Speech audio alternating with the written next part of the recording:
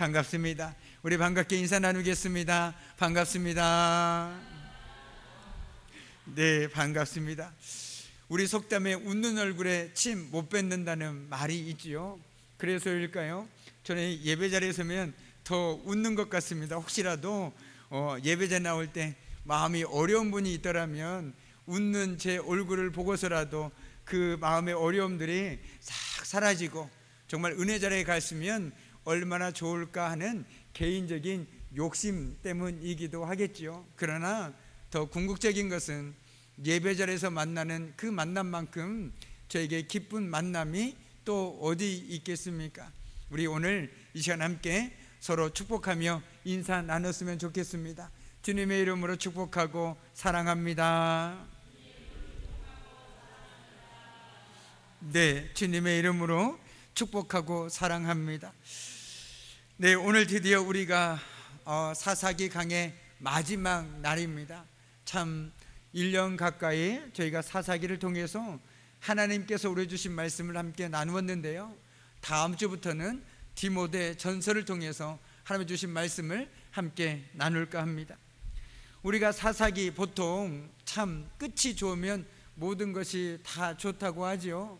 그런데 오늘 사사기를 보면 어처구니 없는 죄악의 이야기로 마무리가 되고 있습니다. 이스라엘이 오늘 문제를 해결하기 위해서 한 일을 한번 곰곰이 생각해 보시기 바랍니다. 이스라엘이 무엇을 위해서 그들이 모였습니까? 오늘 이스라엘 연합군이 최초에 결성된 이유가 무엇이었습니까? 바로 한 레위인이 자신의 첩을 산산 이렇게 조각조각 내서 지파들에게 보내면서 그렇기를 통해서 복수하기 위해서 모이지 않았습니까? 능욕을 당한 한 여인을 보고 이스라엘의 죄악을 없애기 위해서 그들은 모였습니다. 그들이 모인 이유는 한마디로 말한다면 자신들의 지파, 즉 이스라엘 민족 가운데서 죄를 없애기 위해서였다라는 사실입니다. 그런데 그들이 한 일이 과연 무엇이었습니까? 그들이 오히려 더 많은 여인들에게 죄악을 저지르고 말았습니다. 그래도 기브아의 불량배들은 한 여인이 아니었습니까? 그런데 오늘 이스라엘 연합군들은 몇 명의 여인들을, 그들의 삶을 망가뜨렸습니까? 오늘 말씀을 보니 아직도 부족한 여인들의 수를 채우기 위해서 베냐민 지파 사람들에게 이렇게 얘기하죠. 축제에 참가한 처녀들을 아내로 납치하도록 지시했습니다. 한마디로 보쌈해가라는 것입니다. 네 마음대로 그냥 보쌈해서 가서 네 아내를 삼으라는 것입니다. 지금 그들은 베냐민 지파의 문제를 해결하기 위해서 편법을 쓰기로 하고 있는 것입니다. 아마도 그들은 편법을 써서라도 당면한 문제만 해결하면 된다라고 생각한 듯합니다. 말하자면 그들은 과정이야 어떻게 되었든, 어떤 과정으로 그 문제를 해결되었든 결과만 좋으면 된다고 생각한 것 같습니다. 그런데 정말 그럴까요? 우리 믿음의 사람들이 가장 많이, 특별히 회의나 어떤 안건을 가지고 얘기할 때 가장 많이 하는 말이 무엇인지 아십니까? 바로 은혜로 합시다입니다. 참 좋은 말이죠. 은혜로 합시다. 그런데 정말 과정이 중요하지 않고 결과만이 중요한 것일까요? 과정은 건너뛰어버리고 은혜로 해버리면 결과만 도출되고 마는 경우가 너무나도 많이 있다라는 것입니다. 그런데 오늘 안타깝게도 이스라엘 백성들 역시 그들이 바로잡으려고 했던 일을 똑같이 하고 있다는 것입니다. 같은 이스라엘을 쳐서 성읍들을 황폐하게 만들었고 무자비한 살육을 저질렀습니다. 여자들을 얻기 위해서 납치했고 능욕했습니다. 결국 모양은 다르지만 기브아의 불량배들이 했던 일이나 이스라엘의 연합군이 했던 일이나 별반 다를 바가 없다라는 사실이죠. 아니, 실상은 이스라엘 연합군이 기브아의 불량배들보다 더 많은 잔악한 행동들을 했다라는 사실입니다. 다만 겉으로는 그렇게 말하지 않았을 것입니다. 여호와의 이름으로 맹세를 지키기 위해서, 이스라엘의 한 지파를 살리기 위해서 참으로 그럴듯한 명분을 내세웠을 것입니다. 자신들이 하는 일을 정당한 일이라고 말할지도 모르겠습니다. 그럴 수밖에 없었다고, 그 상황 속에서는 그럴 수밖에 없었다고 핑계를 댈지도 모르겠습니다. 그런데 사사시대에 벌어진 일들이 바로 가만히 보면 모두가 그랬다는 것입니다. 모든 것들이 핑계가 있고 이유가 있더라는 것이죠. 문제가 있는데 그 문제의 원인을 알지 못하고 잘못된 해결책으로 그 문제를 풀어가더라는 겁니다. 우리 삶 속에서도 문제가 발생할 수 있죠. 사람들과의 관계 속에서도 문제가 발생할 수 있고, 내 삶에서 경제적인 문제가 발생할 수도 있고, 내 신앙생활에서도 문제가 발생할 수 있고, 우리 삶 속에서는 끊임없이 여러 가지 종류의 문제가 발생할 수 있다라는 것입니다. 그러면 우리가 문제가 발생했을 때 저와 여러분은 가장 먼저 무엇을 고민하십니까?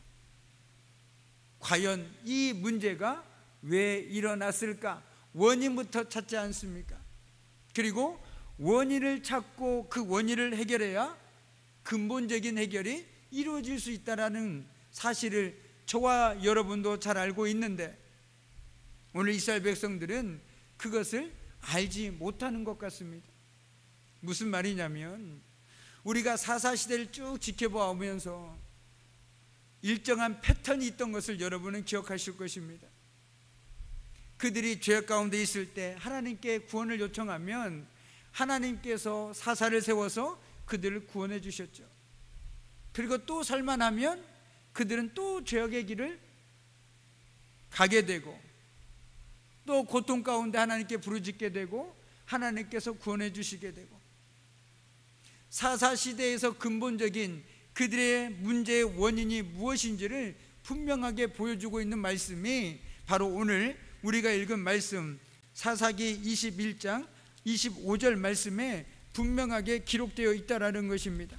그 원인은 그때 이스라엘의 왕이 없었으므로 사람이 각기 자기의 소견에 오른 대로 행하였더라. 이것이 바로 원인이라는 사실입니다.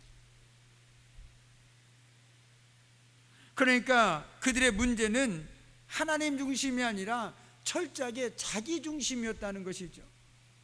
그냥 내가 생각하는 대로, 내 마음대로 그냥 모든 것들을 해버리는 것입니다. 신앙에서도 삶에서도 중심이 하나님이 아니라 자기라는 것입니다. 내 생각과 내 경험과 내 감정과 내 지식으로 모든 것들을 순간순간 판단하더라는 것이죠. 오늘 이스라엘 연합군 역시 마찬가지 아닙니까? 그래서 이런 추한 모습에 대해서 사사기 저자는 그 이유를 그냥 한 줄로 이렇게 설명합니다. 이스라엘에 왕이 없었다라고 말이죠. 하지만 저와 여러분은 잘 알고 있습니다. 이스라엘은 왕이 없었던 것이 아니라 그들이 하나님을 왕으로 인정하지 않았던 것이죠. 그들 스스로가 왕이 되었던 것입니다. 예전에 광고 카피 가운데 이런 광고의 카피가 있었습니다. 내 인생의 주인은 나다라는 그런 광고 카피가 있었습니다. 세상 사람들은 그렇게 얘기하고 그렇게 믿고 살아갑니다. 내 인생의 주인은 나다라고 말이죠. 내가 어떻게 하느냐에 따라서 내 인생은 달라진다라고 말합니다. 저 역시 한때는 그렇게 서슴없이 말하고 살아갈 때가 있었습니다. 그러나 시간이 지나가 보면 내 인생의 주인이 나인 것처럼 느꼈지만 실상은 내 인생의 주인이 내가 아니더라는 사실이죠. 이것을 빨리 깨달으면 깨달을수록 우리의 삶은 진정 우리 삶의 왕이신 하나님을 섬기게 되는 것이고, 이것을 깨닫지 못하면 다른 것에서 자꾸만 우리 인생의 주인을 찾게 된다라는 사실입니다. 그래서 대부분의 사람들이 인생의 주인을 뭘로 삼습니까? 처음에는 나로 삼다가 내가 할 수 없는 것들이 너무 많으니 이제 물질로, 돈으로, 권력으로, 명예로 그것들이 옮겨가는 것들을 우리는 보게 됩니다. 오늘 말씀이 저와 여러분에게 도전이 되는 이유는 무엇이냐면, 우리가 예배를 드리고 기도도 하고 찬양을 드리고 난 후에도 얼마든지 하나님의 뜻대로가 아니라 내 생각대로 행동하고 말할 수 있다라는 사실입니다. 내가 내 입술로는 주여 주여 라고 하지만 여전히 내 인생의 주인은 나다라고 믿고 살아갈 수가 있다라는 사실입니다. 그러니 예배, 기도, 찬양 참 중요하죠. 회개도 중요합니다. 그러나 더 중요한 것은 세상 속에서의 우리의 삶, 그리고 교회에 모여있는 자리가 아니라 흩어진 자리에서, 쉽게 얘기하면 주일을 제한 6일 동안에 우리의 삶 속에서 우리가 얼마나 하나님을 인정하는 삶을 살아가느냐가 핵심이라는 사실입니다. 과연 저와 여러분은 6일 동안, 주일을 뺀 6일 동안 얼마나 하나님을 인정하고 의식하고 의지하며 살아가고 있습니까? 그러지 못한다면 우리는 언제든지 내 인생의 주인을 하나님이 아닌 나로 바꿀 수가 있다는 사실입니다. 아마 그러실 거입니다. 교회 와서 가장 많이 듣는 말씀이 무엇인가요? 목회자들 통해서 가장 많이 듣는 말이 무엇인가요? 말씀을 읽어야 됩니다. 기도해야 됩니다. 왜 그렇게 말씀과 기도를 자꾸만 강조하는 것일까요? 저는 오늘 말씀을 준비하면서 그 이유를 찾았습니다. 말씀을 봐야 하나님을 의식하게 되죠. 하나님을 인정하게 되는 것입니다. 기도를 해야 내가 하나님을 인정하고 의식하는 삶을 살아갈 수 있다는 것입니다. 그래야 내 삶 가운데 하나님이 함께하고 계시지, 그 하나님을 인정하고 의식하고 살아갈 수 있다는 것이죠. 어떨 때요? 내 안에 말씀이 살아 역사할 때, 내가 주님 앞에 무릎 꿇을 수 있는 기도의 시간을 가지고 살아갈 때, 적어도 우리가 말씀 앞에서 그리고 기도의 자리 앞에서는 하나님을 인정하지 않습니까? 하나님께서 도와주셔야 된다고, 하나님이 아니면 안 된다고, 하나님 말씀대로 역사해달라고, 적어도 그 순간만은 우리가 하나님을 우리 삶의 왕으로, 인도자로 인정하지 않습니까? 그래서 강단에서 그렇게 말씀을 읽으십시오, 기도하십시오라고 강조하는 이유가 거기 있다는 것입니다. 말씀을 읽어서 지식을 쌓으라는 것이 아니라 말씀을 통해서 내 마음이 주님의로 채워져라는 것입니다. 우리는 기억해야 합니다. 신앙이요, 바꿔 얘기하면 이걸로 판단할 수 있을 것 같습니다. 당신의 삶의 중심에 누가 있습니까? 자신이 있습니까? 아니면 하나님이 있습니까? 우리가 잘 아는 선악과 얘기를 한번 해볼까요? 선악과 얘기는 하나님처럼 될 것이다 라는 그 유혹에 속아서 하와가 선악과를 먹게 되죠. 그런데 하나님처럼 될 것이다 라는 이 말을 바꿔 얘기한다면 내가 하나님 없이도 살 수 있다라는 것입니다. 내가 하나님으로부터 그냥 하나님 없어도 살 수 있다, 독립선언을 한 것이다 라는 사실이죠. 그것이 바로 우리의 죄라는 것입니다. 그것이 원죄라는 것입니다. 그래서 많은 사람들이 어떻게 얘기합니까? 하나님 없이도 살 수 없다고 얘기합니다. 우리가 이스라엘 백성들의 삶을 보면 광야의 생활을 할 때 그 중심에 뭐가 있었는지 아십니까? 바로 회막이 있었습니다. 회막은 하나님께서 임재하시는 장소죠. 그리고 이스라엘 백성들을 만나주시는 장소고 말씀을 주시는 장소였습니다. 그런데 그 회막의 위치가 어디에 있었냐면 정중앙에 있었습니다. 동서남북 어디에서 보든지 간에 항상 보일 수 있는 정중앙에 회막이 있었다는 사실은 바꿔 얘기한다면 그 회막으로 인해서 그들은 늘 아, 하나님께서 우리와 늘 함께하고 계시는구나 라는 것들을 시각적으로 볼 수 있었다는 것이죠. 그리고 그 광야의 삶 동안에 때로 원망도 하고 불평도 했지만 하나님을 의지하고 하나님 중심의 삶을 살아갈 수 있었던 이유가 바로 거기 있다는 것입니다. 그러면 저와 여러분의 삶을 한번 돌아보길 원합니다. 우리도 어떻게 하면 하나님의 중심의 삶을 살 수 있을까요?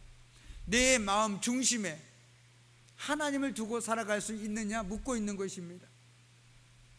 그 삶은 다른 데 있지 않습니다. 시시때때로 하나님을 의식하며 살아가는 삶인 것이죠. 바꿔 얘기하면 하나님 앞에서 살아가는 것입니다. 하나님이 내가 이런 행동을 했을 때 하나님께서 어떻게 보실까? 우리가 잘 알고 있는 요셉을 보십시오. 아무도 없었습니다. 오직 보디발의 아내와 자기만 있었습니다. 보디발의 아내에게는 오직 요셉과 자기만 있었지만 요셉에게는 한 분이 더 계셨죠. 바로 하나님이 계시지 않았습니까?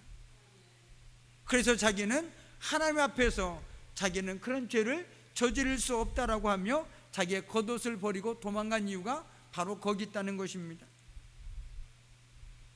그래서 그는 늘 하나님 앞에서 시시때때로 하나님을 의식하며 살아갈 수 있다는 것이죠.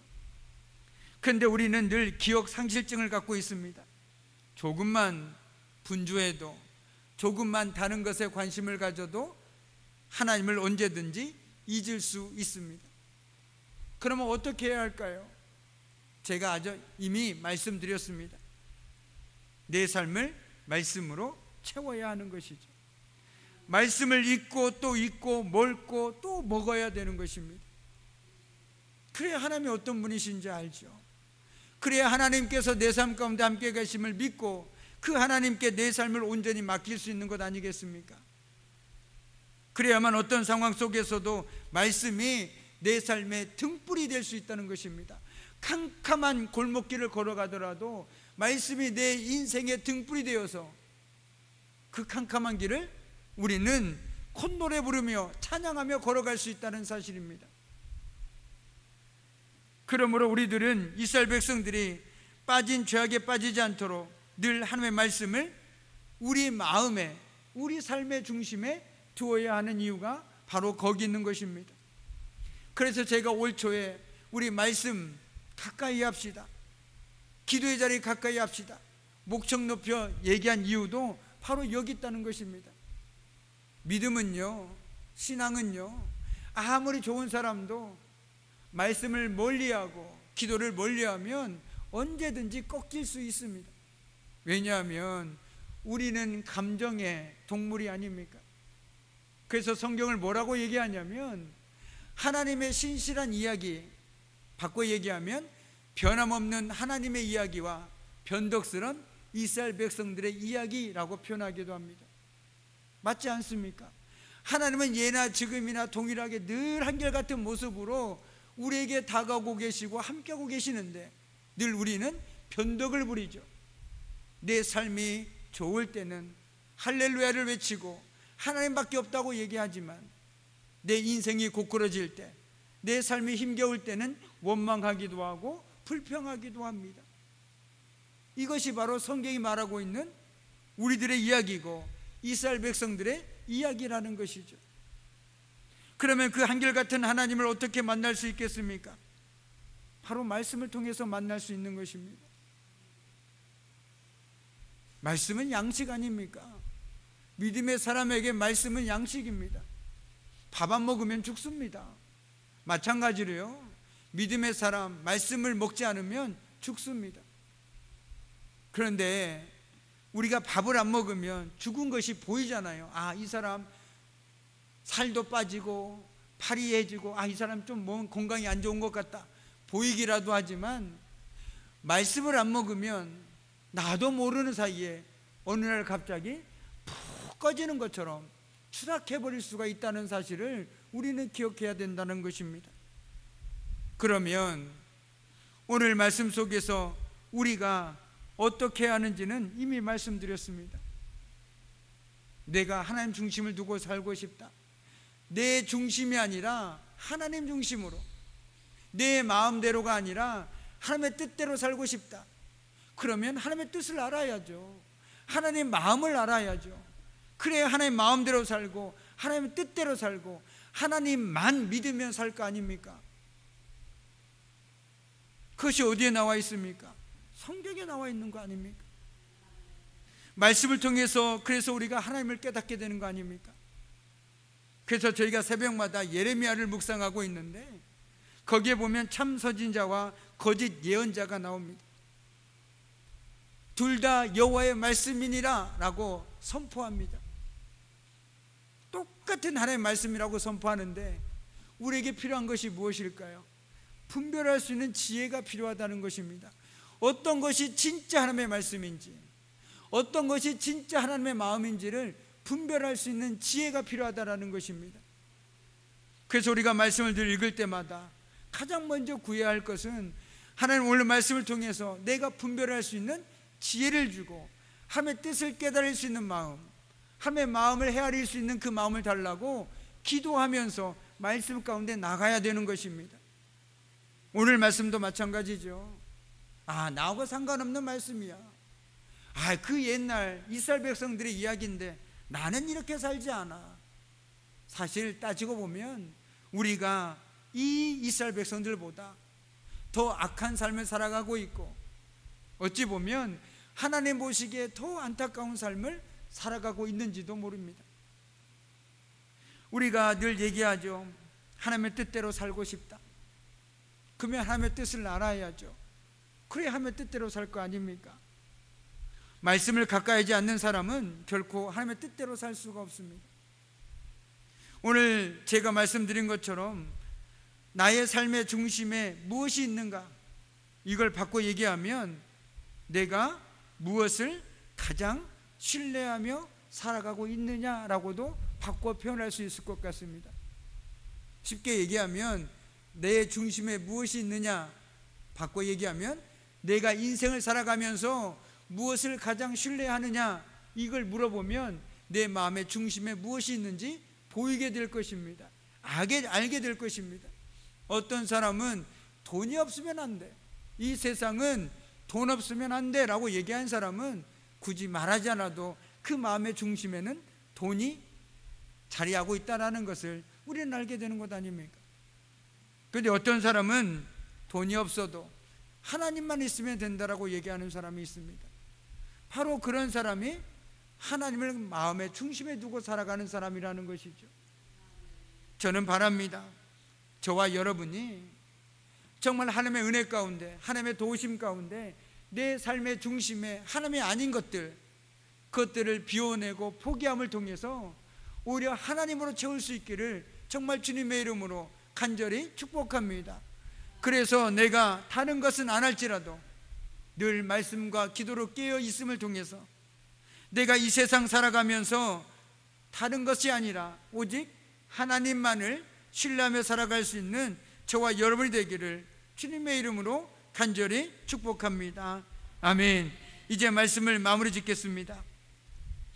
지금 저와 여러분이 살고 있는 이 시대는 과연 어떤 것인 것 같습니까? 이 시대도 마찬가지로 왕이 없는 시대입니다. 왜냐하면 왕이신 하나님을 무시하고 스스로가 왕이 되어 살고 있기 때문입니다. 그 왕이 너무나도 다양해졌습니다. 어떤 사람은 돈을 왕으로 섬기고, 어떤 사람은 권력을 왕으로 섬기고, 어떤 사람은 인맥을 왕으로 섬기고, 어떤 사람은 자신이 지금까지 쌓아온 스펙을 왕으로 섬기고. 그런데 정말 하나님을 왕으로 모신다면, 정말 하나님이 내 인생의 주인이라면 그분의 말씀을 무시할 수 있겠습니까? 절대로 그럴 수 없죠. 혹시라도 듣지 못할까봐, 혹시라도 내가 깨닫지 못할까봐 더 하나님께 기도하지 않겠습니까?